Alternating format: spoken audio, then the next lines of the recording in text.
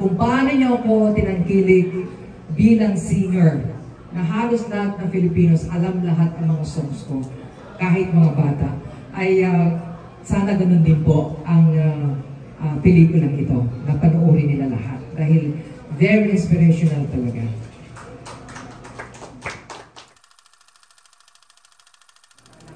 Kaya sabi ko nga po, nung Imelda Papin, ang embodied po nito ay pagiging loyalista niya.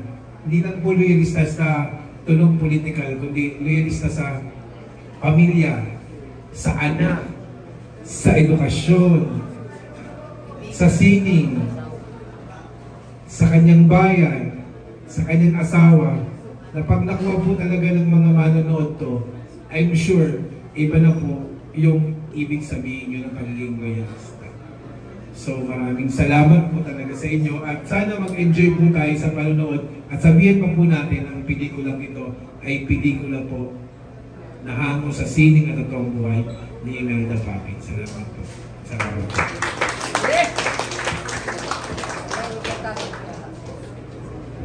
Of course, Jonel Esteliore, a very popular blogger. Hello po. Nakakwento na ba kanina kung paano na papayag na palitan yung title from Loyalista to Imelda Papin, The Untold Story? Okay na. Ano ang future plans pa for the movie, direct? Unang-una, kunin ang mic sa'yo. Ang future plans ay magkaroon pa kami ng nationwide screening ng Imelda Papin, The Untold Story. Magkaroon ng, dahil siyempre si Imelda Papin ay hindi lang kilala sa Pilipinas, so meron rin tayong schedule worldwide para mapanood po ng mga kapwa Pilipino at sa mga iba pang banyaga kung sino si Imelda Papin. And we are dealing now with VOD, yung mga mga screening platform natin. So kung ano yung screening platform, after po nito lahat, may ibigay namin po sa inyo. And of course, after all of this, balak pa rin po namin na maikot din po ito sa mga kabataan, sa mga estudyante, sa mga barangay, para po malaman pa nila yung lessons live na pwedeng ituro po ng pelikulang ito. Of course, that's the purpose. To give them inspiration na kaya nila, kagaya ni Imelda Papin, isang probinsyana, binagyo pa, pagkatapos hindi kilalang pamilya, nagkipagsapara rin sa Pilipinas, nakipaglaban, yun pa lang, sa storya pa lang na yun, siguro naman enough na yun para sa mga kapwa natin Pilipino na gamitin yun para sa kanilang kinabukasan. Ayun po. Last question. Kay Miss Imelda naman, sa hinaga po ba naisip nyo na mangyayari ito, na magiging isang full-length film ang kwento ninyo? Sa totoo lang, napakabait ng Diyos. Dahil, alam mo, I believe na if this is meant to be in the movie, my life to be in the movie, it will happen. And it happened. Ano po? Biglaan lang actually ito dahil nga doon sa pag-usap namin ng anak ko at saka yung situation ng ibang mga loyalista na kasama ko ay yun ang naging inspirasyon sa buhay ko. So, and of course, yung sinasabi ni Mafi, it's about time, Mama, for you, na gawin ng movie. Kasi karamihan kasi na nagagawang movie, ano po, ng isang artista, isang sikat, ay na singer or entertainer or isang malaking pangalan sa movie industry ay after ng namatay. Di ba? Normally, ganun eh.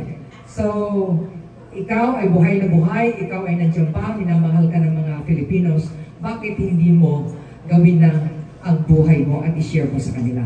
So, ito po ang nangyari. Thank you. Salamat po. Thank you very much. At ang dami nag-aantay talaga kung ano ba ang buhay ni Imelda Papin. Bakit napasama sila sa pamilya Marcos? Yun eh. Mare, please allow me to preempt you. Gusto ko lang i-share sa lahat. There are plans actually underway na po ito We're just finalizing the dates and the venues, the countries na pagpapalabas ang pelikulang to. Actually, kausap ko lang po yung bagong business partner ni Marimel.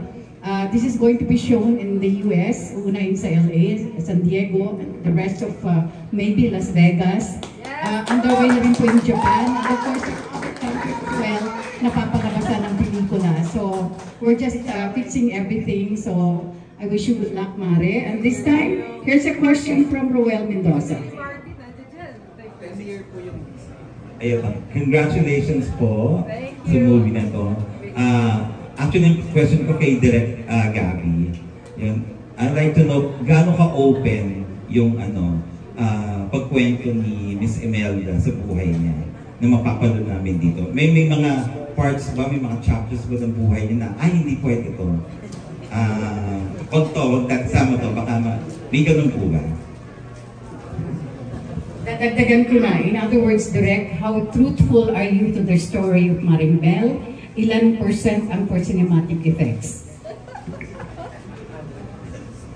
Yung totoo, 100% po talaga yung wala kasing malinis. Kasi pag napanood nyo yung pelikula, wala po akong scene doon na wala si Imelda Papin. Kasi kailangan kasi babalikan po ako bilang writer, gawa-gawa mo lang yan. Hindi po. Talaga pong nandun ka, ma'am. Ano po, then research. Sino po ang pwedeng mag-confirm ito? Sino yung mga tao?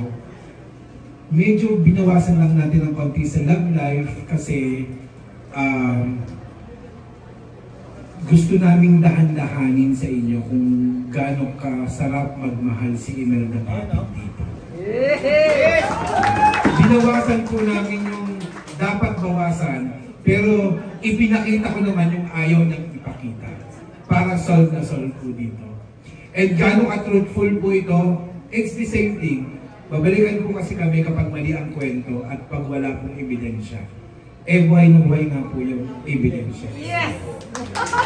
Buhay na buhay po ito. And siguro kung nagkamali ako, o siguro kung sa pagsulat ko, merong hindi tama, ang una pong magre-reklamo, mga kapatid niya, mga kasama niya, mga kalirasan niya, at baka wala po ako sa tabi ni Madam ngayon kung hindi siya nagtiwala sa akin na sulatin at i-direct po yung kanyang team. Yes! Salamat. Thank you, Direk. We will just accommodate a few more questions. Follow up, Ruel? Ano pong favorite part ninyo? Miss Imelda, ano yung favorite part ninyo sa untold story na ito na proud kayo?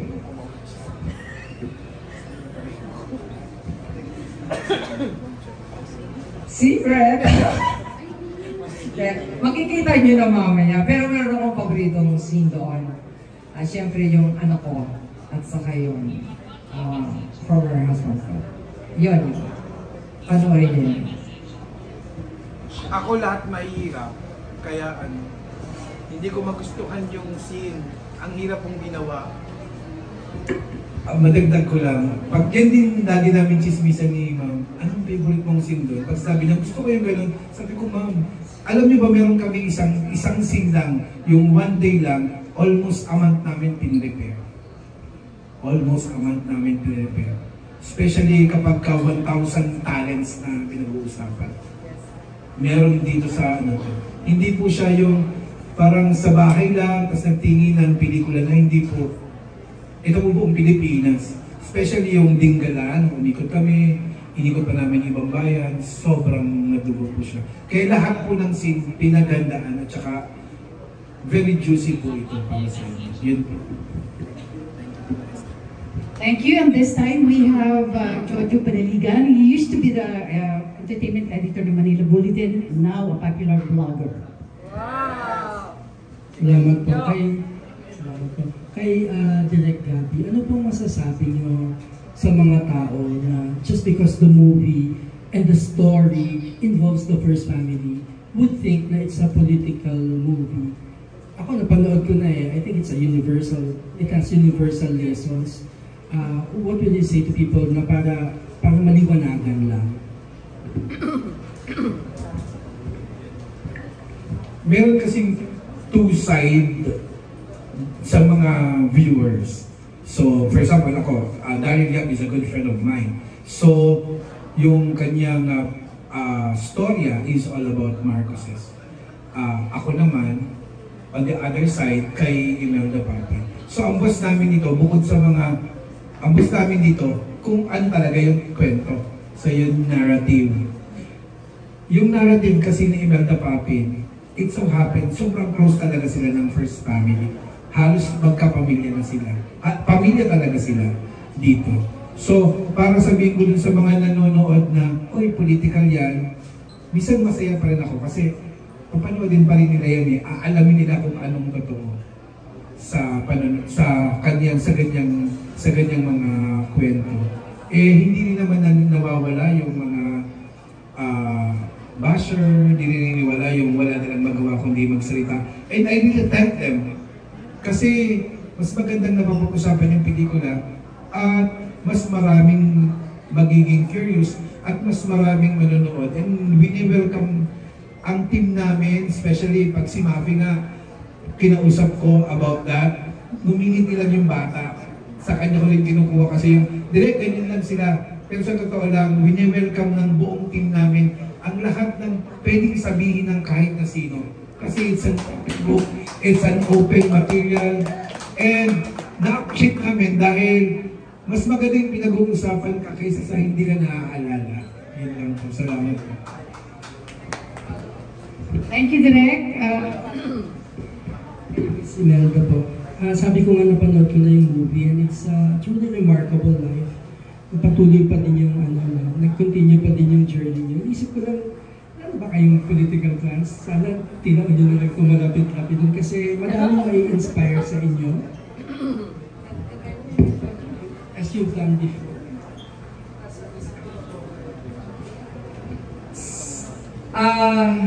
Ang tanong mo kung may political plans ako, you know, I've been serving my province for 9 years, no, as Vice Governor. At this very moment, wala pa akong plano.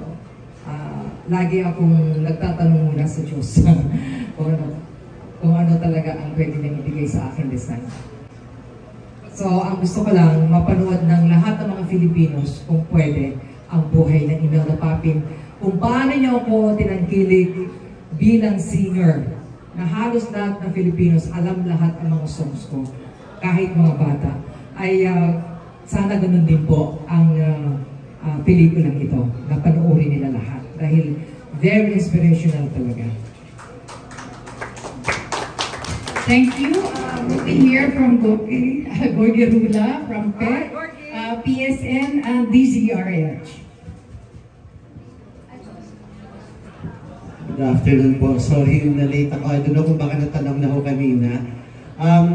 Since malaki ho yung participation sa story ng Marcos family, may pa ng Marcos family na nakapanood ng movie.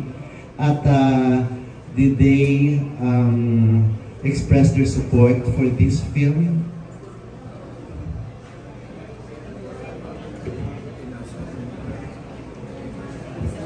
Actually po, nandiyan po yung family ng mga Marcos and Romualdez. Nandiyan po sila. Manonood po sila nandoon. Siyempre po, ang ating President Bongbong Marcos is supporting this movie. Ang sinabi niya nga, gusto niyang manood during our premiere night. But of course, sabi ko, for safety reason, dyan na lang panoorin sa Malacanang. So, in fact, tinaas niya pa yung shirt na binigay po namin ni Governor Ejercito. Sabi niya, maganda to. At nung tinanong ng Governor Ejercito na at sinabi niya na meron pong scene dito sa Hawaii, ang sabi ni Presidente, ay nako, si Mel ang tanungin mo niyan dahil siya ang nandoon, wala kami doon. Nakakatuwa, kaya maraming salamat po sa ating President Ferdinand Marcos Jr., sa kanyang pamilya at kay Ninang, sa inyo pong lahat. Nakausap niyo mo si former First Lady? Apo. Akin. Bago po namin ginawa ito, nagpaalam din po kami kay the former First Lady, Imelda Romualdez Marcos. Nandun din si Senator Amy, nandun din si Irene, at the whole family. Kaya hindi ko naman po ito gagawin kung wala pong permiso sa kanila. Meron mo ba pang pinapalitan sa story? Meron bang pinapalitan na wag na isama? Or binigyan kayo ng freedom to relate po what happened in Hawaii? Actually po, yung story sa Hawaii, sasabihin ko lang kung ano nangyari when I was with them. Hindi ko naman pwedeng gawin or sabihin sa pelikula yung hindi ko nakita at kung wala ako doon. Kung ano lang yung na-experience ko, yun po ang inilagay ko sa pelikula. Para makita ng buong bansa at ng mga Filipinos na ganun sila kabait, na kung paano sila yumakap din ng kagaya namin. Screening po rin sa Hawaii para sa mga kababayan na May screening sa Hawaii, definitely. Nandiyan po si Mr. Willie Martin from Hawaii. Sila po ang magdadala at saka si Mrs. L. Nandiyan po at nanonood na ngayon dahil dadalhin na rin po ito sa Hawaii. Wala pa akong schedule. Sobrang hectic ang schedule namin. Like ngayon dito sa MOA, we have 6 screenings ngayong araw na ito. Because we have so many requests, we would like to accommodate, if possible, everybody. And then by next week sa Pampanga, SM Clark, Pampanga, 2 theaters. And on the 27, we're gonna be in La Union. And May 1 will be in Davao. And May 4 will be in North EDSA, SM. At marami pa po. Actually, Hong Kong, Brunei and Dubai, Singapore and Macau, they're already waiting for our schedule. Punong-puno po kasi Friday, Saturday, Sunday lang po ang binibigay kong araw sa kanila. Last na lang po, ano ang gusto mo iparating sa mga anti-Marcos na most probably hindi nila magustuhan o magre-react sa mga Pilipinas? Actually po, gusto ko pong ikwento sa inyo. When we went to Bicol, sa Camarines Sur, kung saan po ako ng Vice Governor, I was a little bit scared. Kasi syempre, di ba, kumbaga, ang support nila ay doon sa kababayan namin. And sabi ko, sana Lord, mapuno yung sinihan at talagang makabunta at mapanood nila. And then I encountered mga friends ko na who did not support President Marcos. And but they were there because of me. So they watched the movie at tuwang-tuwa sila after the movie. They approached me, sabi nila, salamat at mabuti naman napanood namin at nakita namin ang totoo at naiyak kami. Ang daming scene na kami lumuha. So nagpasalamat sila. Kaya doon po sa mga, this is not politika. Hindi po ito, we did not do this to create division or mag-away-away ang Filipinos. No. Ito po ay buhay ni Imelda Papin. Gusto ko pong ilabas dito kung paano tayo maging loyal sa Diyos. Maging loyal sa sarili natin, maging loyal sa ating pamilya, sa ating kaibigan, lalo na paglugmok ang isang kaibigan, kung paano mo siya yayakapin. Yun po ang ginawa ng Imelda Papin.